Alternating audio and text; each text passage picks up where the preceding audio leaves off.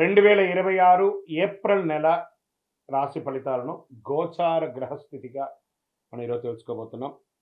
అందరూ ఉగాది సంవత్సరం చక్కగా అందరూ కూడా ఉగాదిని జరుపుకున్నారనుకుంటున్నాను. శ్రీరామనవమి కూడా అద్భుతంగా జరిగి ఉంటుంది. ఈ 2026 ఏప్రిల్ నెల ఫైనాన్షియల్ ఇయర్ కదా, ఎలా ఉంది, నాకు రాశి ఫలితాలు ఎలా ఉంటుంది, నాకు ఆరోగ్యం ఎలా ఉంటుంది, నా వ్యాపారం ఎలా ఉంటుంది, నా ఉద్యోగం ఎలా ఉంటుంది, నా జీవితం ఎలా ఉంటుంది, ఇప్పుడు ఉన్నటువంటి పాండమిక్ సిచ్యువేషన్లో నా ఉద్యోగం ఉంటుందా పోతుందా, లేదా నా యొక్క ఉద్యోగంలో నెక్స్ట్ లెవెల్కి వెళ్తానా లేదా, నా వ్యాపారం ఎలా ఉంది, నాకు అన్ని రేట్లన్నీ పెరిగిపోయాయి కదా, మా నిత్య జీవితం ఎలా ఉంటుంది, ఇలాంటి క్వశ్చన్ మార్క్స్తోనే అందరూ వీడియో చూస్తున్నారు కదా.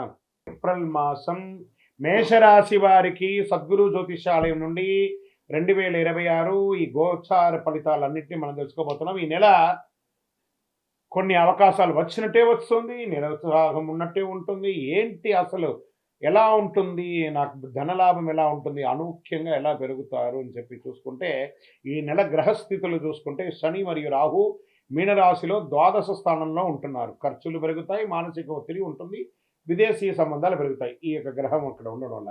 మరి కేతు కన్యా రాశిలో షష్టమ స్థానంలో ఉండడం వల్ల శత్రువులపై విజయం, కోర్టు విషయాల్లో మలుపు. గురు మిథున రాశి ప్రభావం వల్ల మీ ప్రయత్నాలు ఫలించే అవకాశాలు ఉంది. ఈ నెల పరీక్షతో పాటు అవకాశాలు కూడా మెండుగా ఉన్నాయి. ఓకే, ఇంకా ఉద్యోగస్తులకి గురువు మిథున రాశిలో ప్రభావం వల్ల మీ ప్రయత్నాలు చాలా బాగుంటాయని కూడా చెప్పడం జరుగుతుంది. ఉద్యోగస్తులకి ఈ నెల అంతా కూడా పనిలో ఒత్తిడి పెరుగుతుంది, పై అధికారి నుంచి ప్రెషర్స్ ఉంటుంది. కింద స్థాయి ఉద్యోగస్తుల దగ్గర కలిసికట్టుగా వెళ్ళండి, మీ కష్టం గుర్తించబడుతుంది. ప్రభుత్వ ఉద్యోగులకు కానీ, ఇది ప్రైవేట్ ఉద్యోగులకు కానీ, ఇద్దరికి కూడా అంటే స్త్రీ పురుషులు ఇరువురిని దృష్టిలో పెట్టుకొని చెప్తున్నాం. పదోన్నతి లేదా బాధ్యతలు పెరిగే సూచనలు ఉన్నాయి. ఐటీ, సాఫ్ట్వేర్, ప్రైవేట్ రంగంలో ఉన్న వారికి కొత్త అవకాశాలు, చాలా అవకాశాలు ఉన్నాయి. ఏఐని హైర్ చేసుకోండి. మీరు చేసే పని 100 మంది చేసే పనిని 10 మందితో చేసేయచ్చు ఈరోజు ఐటీలో.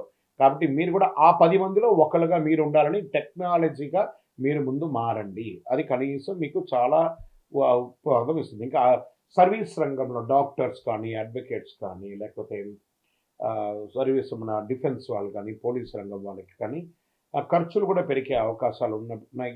కొంచెం జాగ్రత్తగా ఉండాలి. ఇంకా వ్యాపారస్తులకి తీసేసుకుంటే కొత్త